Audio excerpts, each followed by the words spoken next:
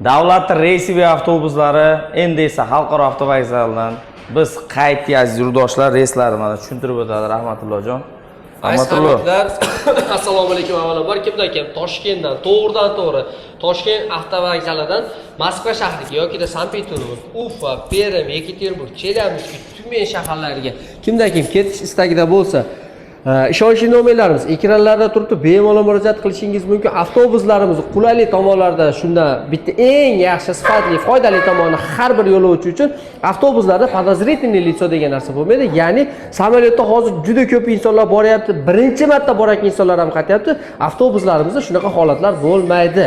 Kim ketmoqchi yo kelmoqchi bo'lsa, bemalol murojaat qiling. Yuklar hozirda tamoyilda o'tish holatlarini hammasini hozir Shohslom o'zi tushuntirib o'tadi. Shohslom aytishingiz mumkin, gapiravering. Reyslarimiz dushanba, seshanba, payshanba, juma kunlari bo'lib o'tmoqda. Primoy avtovokzaldan avtovokzalgacha hech qanaqa hozir shaxsiy avtobuslar qolmagan, reysiy avtobuslar hozirda davlatimiz tomonidan qo'yilgan avtobuslar bo'lib, yuklarimiz chegaralarda tushmasdan olib o'tib ketilinadi ukalar.